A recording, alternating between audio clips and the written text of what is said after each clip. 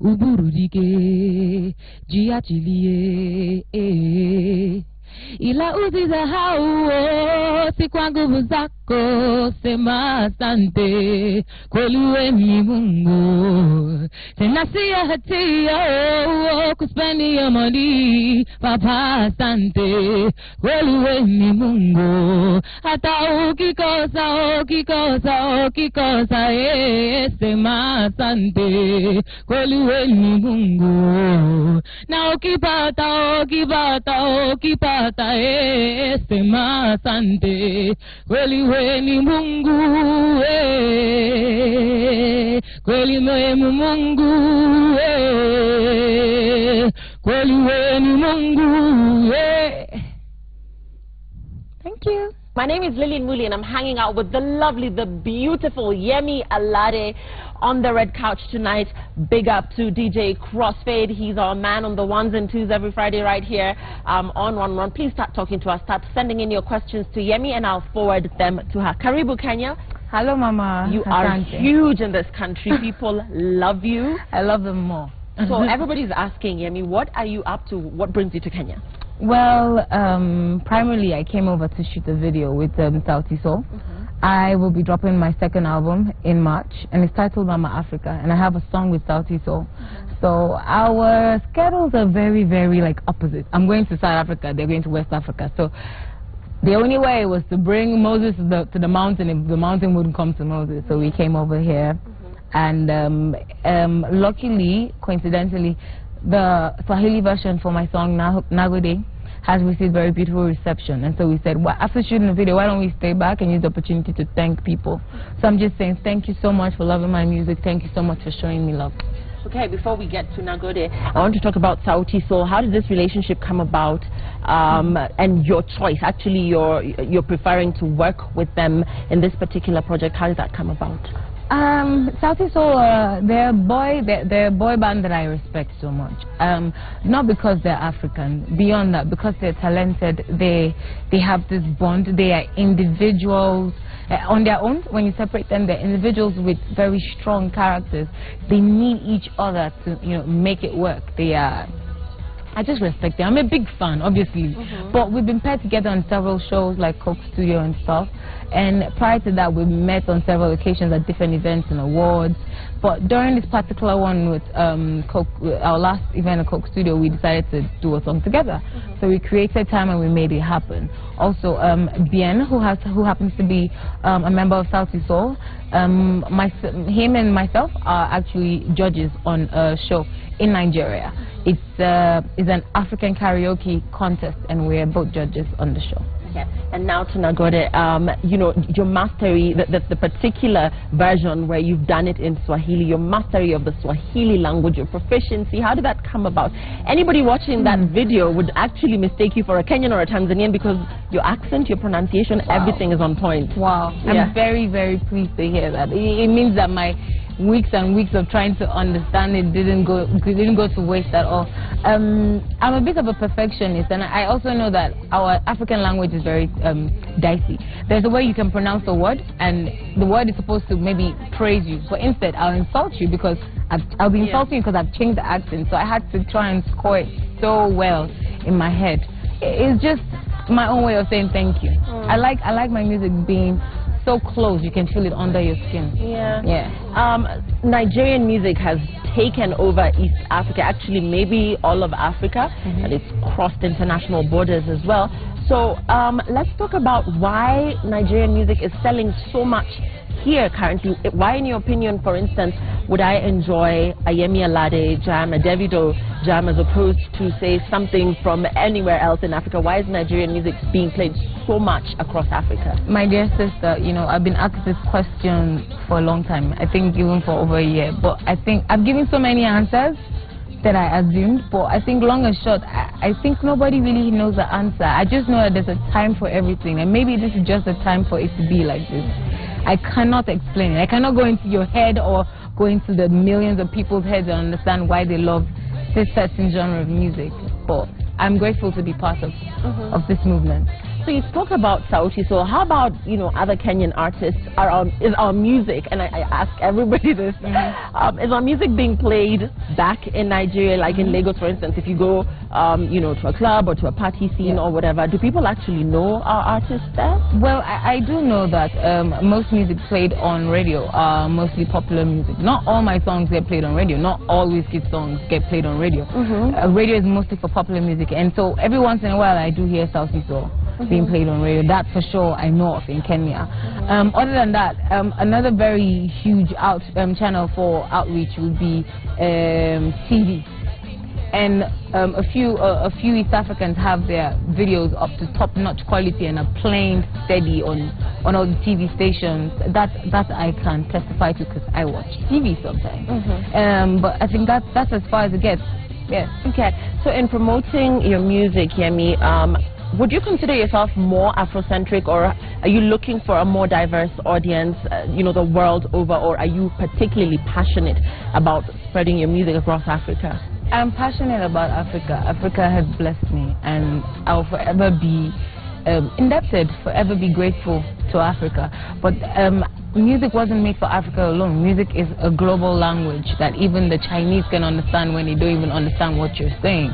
So my goal is to bless the world with the gifts God has given me. Great. So let's talk about some of the songs that are huge currently in Kenya. The breakthrough song, and this is arguable, but a lot of people feel like Johnny catapulted you into Kenyan fame. That is what a lot of people actually, if you talk to, say, my mom, and I say, this is Yemi Alade, and I say, oh, the one who sang Johnny, she'll be like, okay, yeah, I know her. So that song, what inspired the message in that song, and just the video as well, what were you talking about? Were you talking to a particular person? Oh, yes, of course. The song Johnny is very, my dear, you have a Johnny in your life now. If you check the history, you can say, this guy was a Johnny, or this guy's a Johnny. Everybody has a Johnny in their life. The song was coined from a real life story. It definitely did happen to me. It happens to anybody. And I didn't know that that's what I was writing when I was writing it, that's for sure. I had no intention of telling the world that, this guy did this guy did that. I had no intention. You know, but I'm thankful that the message touched a lot of people, and Johnny's still a song that's flying in its own direction. It's still going, cutting into realms and places that I haven't been to. It's a beautiful thing. What was what I asked you earlier about it being the song that was a breakthrough song for you? Yes, it was. Yes. Was it? Still is. Even back at home? Yes, definitely.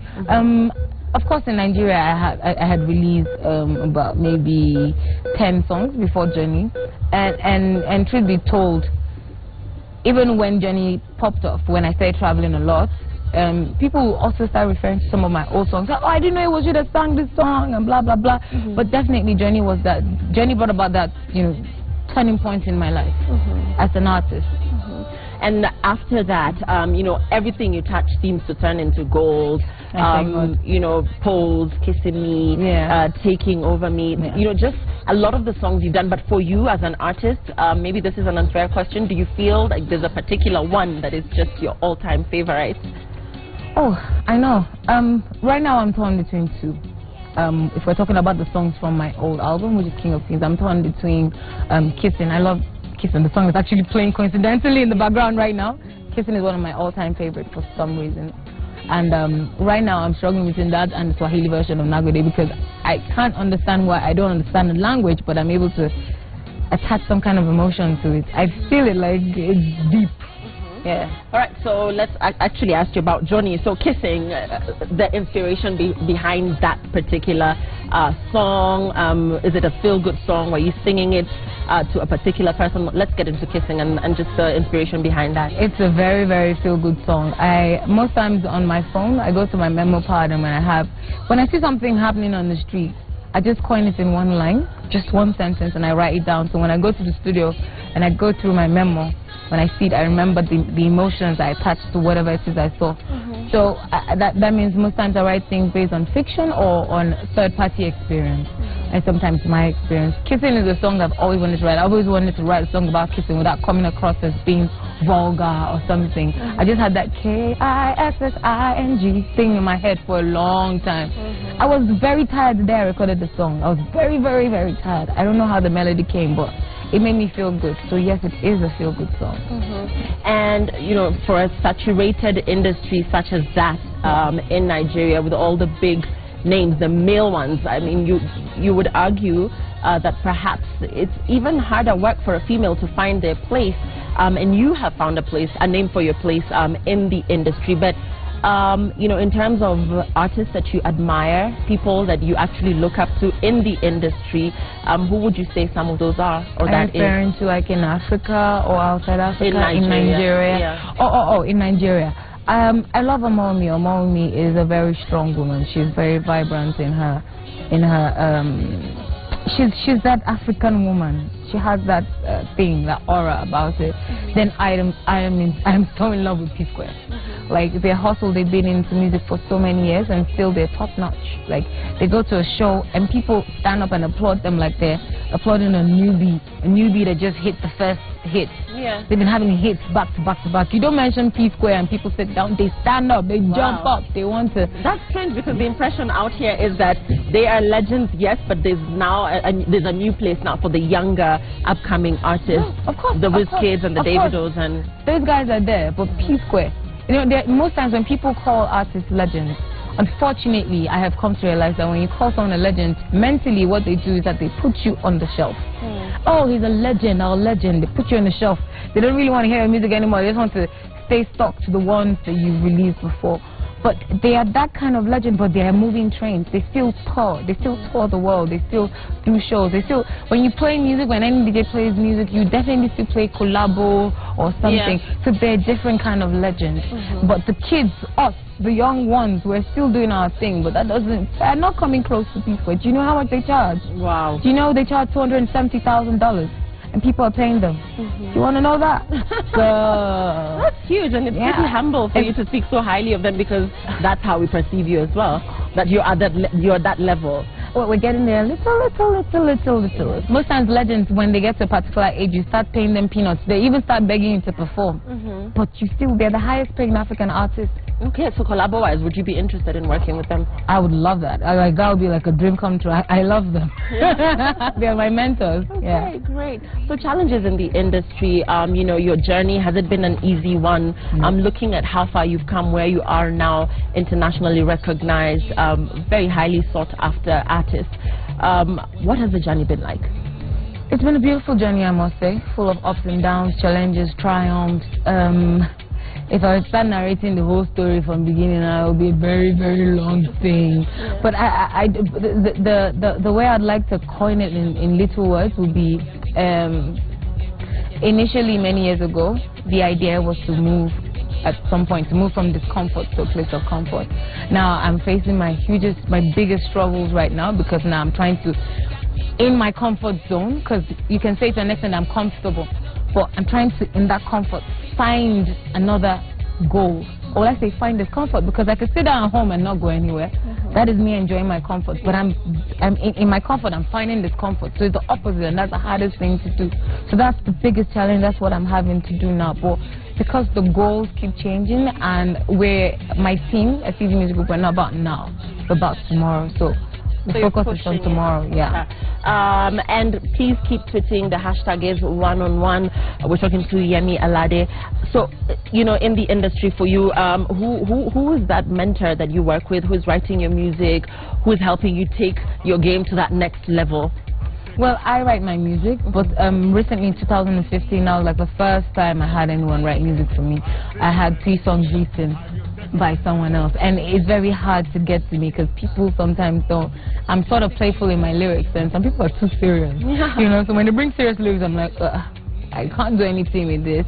But luckily, yes, I got that. And then when I'm in the studio, my manager is quite like a musical director, Mr. Tayali, and he tries to make sure that he has me on check, because it's easy for us to want to explore, you know, and sometimes it's too quick for the fans to digest when you're changing your music just like that. Yeah, but that's how it works for us. Fashion, your videos are amazing, very captivating, particularly because of your style, which a lot of people, you know, would say is Afrocentric. You shy away from the weaves, like I've got one on. And you really embrace the African fabric in a lot of the designs that you rock in your videos. Is that intentional? Oh yes, and your weave is beautiful, by the way. I'm like, oh, when will I be so flawless? Long curly hair, makeup on point, nails, everything, tight fit dress, heels and all. I'm like, when will I be like you now? You tell me. I want to know how I can be like you. Look at me with my African hair. That's all I do. I actually have my hair is natural. So this is the best way for me to maintain it, to weave it up and do something. Yes, my fashion sense is a mix of both, you know, some Western, some African. Some people will call it quirky, some people call it edgy. They don't. Some people don't even understand it. They say, fashion is somehow. It's somehow, you know. But yeah, I love what I do, and for me, in anything I do, the most important thing for me is to be happy. If I'm not happy, I'm not doing it, and I'm happy doing what I'm doing, so that's fine for me. So your current project, what are you pushing on your tour here, and what are we looking forward, you know, from you in the coming future, project-wise, albums, music? Okay, before I forget, actually, I recently released, unveiled my, or rather, I recently launched my jewelry line, and it's called Yemi Alade Collection. Yeah, and so it's online, it's on my app. You can get it on my app. Where can we find it? You can go on Instagram, and you just click on the link right there. I normally post a lot of stuff. It's a collaboration between myself and Bland to Glam. But right now, my most important project right now, my most pressing project is my album. My second album titled Mama Africa. It will drop in March, by God's grace. It features a lot of artists. And basically, Mama Africa is the album that can be called the diary of an African woman. An African woman being me, being you, being your sister, your mom, and in every woman's life there's a journey. So the story just keeps going round and round and round. It's just reality as it is. It's basically an album that showcases me as I really am, uncut, undiluted, unrefined, just as I think it is. I'm voicing some things out. Yes, basically. Okay, super. You know, fascinating conversation. This is Yemi Alade in the flesh. Talk to us. Use the hashtag #1on1. So finally, back to Nagode again. We were talking earlier, and you mentioned the writing of the song and the role that Bien of Sauti Soul played in helping the pronunciation. So let's just get into a little bit of that once again. Yes, Bien was so helpful. He was the one that did the translation for me. He did a little recording also in the studio so that I could play it anywhere I went because of my schedule. It was what I needed. About almost 2 months I was trying to get into my head. Yeah, and I'm so happy it finally worked out well. Shout out to Bien. Shout out to Sauti Soul. I love all four of you. You guys are mine. So everybody's asking, Yemi, when are we expecting a mega concert from you in the I am coming to Nairobi, Kenya real soon. That's just one of the reasons why we're here, trying to cement plans so that at least in 2-3 months we'll be here to do a concert. We intend to do a concert here in Kenya, in Tanzania, and Uganda. As far as East Africa is concerned, maybe more countries might, you know, might get on the list, but that's the focus. We're also going to do a European tour. We're going to do a USA tour, of course, a Nigerian tour, different states in the country. So yeah. Okay, so if it wasn't music, final question, what else? What would Yemi be doing if this was not like what you were doing currently? What would the other option? I'll probably be an actress. Okay. Or I will, who knows, maybe I would have been a dancer. I'm not sure I'll be a dancer. You are an amazing dancer. Thank you so much. Actually, Kenyan girls do that question. Okay, that's not a dance, but it's a move, when you're right? Your boyfriend on blast. Well, yeah. No time. So yeah, maybe that. And I have my BSc in geography, so I might have used my BSc, or I would have just gone into catering because I love food. You love cooking. Have you tried our Kenyan food? Oh, girl, I am all about that. And what's that in Yama? Nyama choma? Nyama choma. Woo! I'm having some tonight. There is no stopping me. Yeah? No, I'm having some tonight. Yeah. And you know, your Nagode will obviously resonate very well in all of East Africa, and I'm sure beyond, because the Swahili spoken there, she speaks it like a Kenyan, like a Swahili girl. Thank you. Thank you so much for hanging out with us. It was a pleasure. Yeah, and of course, once again, use the hashtag #1on1. I'm sending your questions to Yemi. We've been hanging out with the lovely Yemi Alade. I cannot finish this interview, Yemi, without asking you to do Kenya's favorite journey, like even if it's just where you're seated at, a little bit of it. Okay. That'll close the show perfectly. You sing with me. I can't sing. I sing in the shower. I keep saying that. It's okay. Let's imagine you're in the shower. I'm going to imagine you're in the shower. I'm going to imagine I'm on stage. So I'm going to sit here and be your groupie. Imaginary world, yes or no? Imaginary world, yes. So I'm singing in my head. Maybe you're something else. Okay. Johnny let me follow Cynthia, and I don't know what to do. And he talk say I no do like the way Cynthia they do. Johnny give uche belle. He talk say he want marry nene. Oh, Kim Kedi Feneme. Hey, Johnny Mo, Johnny Mo. Looking for my Johnny? Question. Thank you so much for hanging out with us. It's been great. Catch us every Friday right here on Citizen TV. This is One on One. We've been hanging out with Yemi Alade. Thanks for watching. Have a lovely evening. Good night.